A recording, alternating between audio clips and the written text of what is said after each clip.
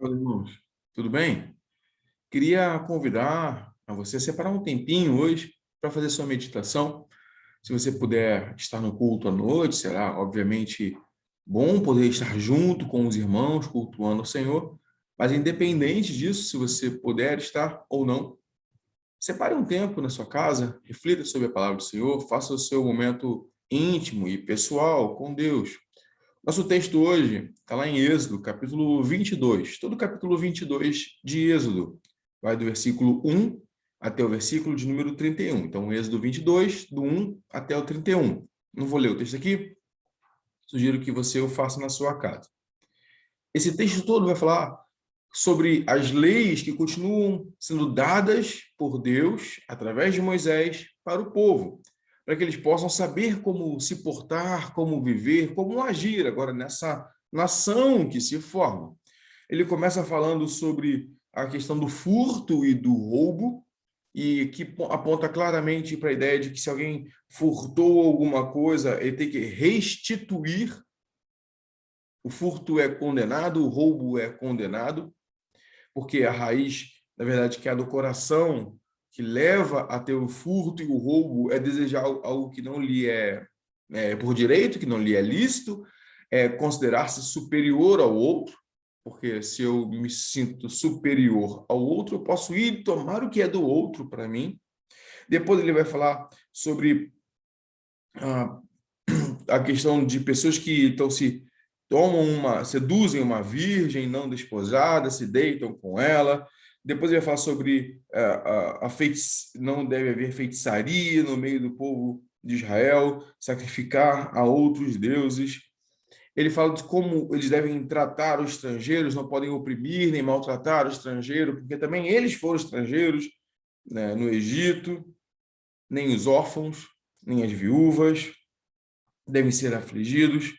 Depois ele fala sobre o empréstimo de dinheiro aos mais pobres, que isso deve ser feito sem juros, sem ser algo abusivo e muito pesado, e também mesmo que eles peguem a capa ou a túnica, o vestido de alguém que é muito pobre como uma garantia, ele deve devolver aquilo antes do pôr do sol, porque o pobre ele não teria como se manter ali, porque é a única roupa que ele tem, é a única garantia de aquecimento que ele vai ter, a sua roupa.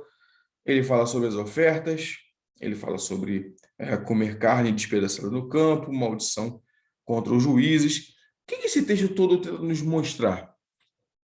Além de que Deus, obviamente, ele estabelece suas leis para nos guiar na sua vontade, para nos guiar no seu caminho, para nos ensinar aquilo que devemos fazer e como devemos viver.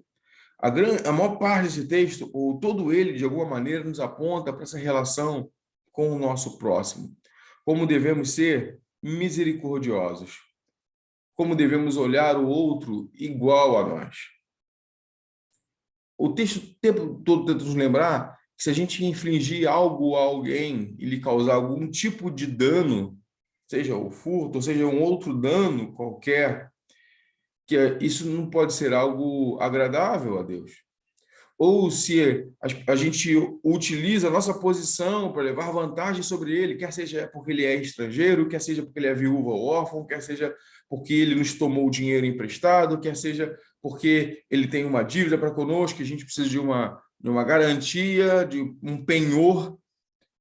Isso não pode ser excessivo, nem ultrapassar a esfera do que rege o amor e a misericórdia.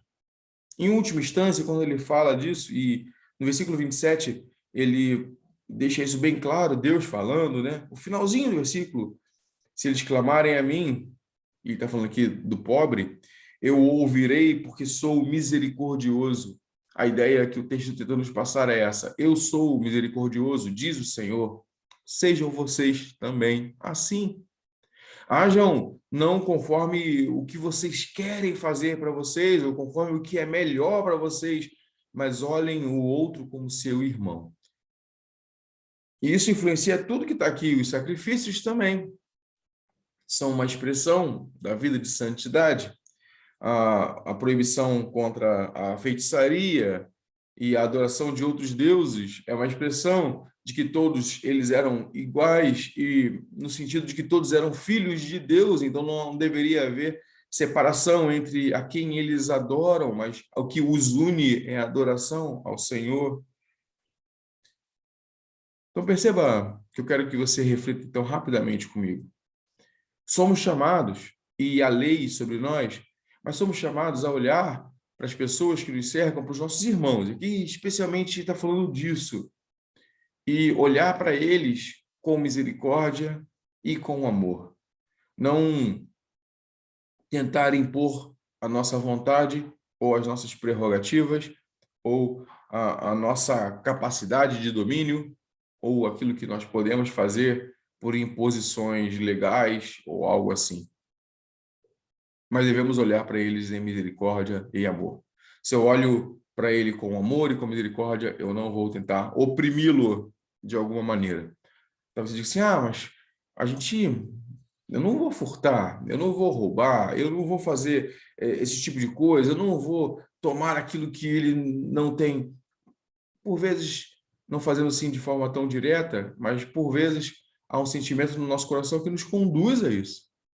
E ter esse sentimento no nosso coração também já é pecado. O Senhor Jesus nos diz isso. Se nós já desejamos no nosso coração, já cometemos o pecado, porque o pecado é essa força que domina o homem, é um domínio sobre o homem. Devemos ter o nosso coração alinhado com as expectativas do reino de Deus. E quando olhamos para o reino de Deus, para o reino de Cristo, nós vemos o próximo como nosso irmão. Nós nos aproximamos dele, nós o buscamos e o ajudamos naquilo que ele precisa e não tentamos impor sobre ele as nossas vontades e as nossas prerrogativas.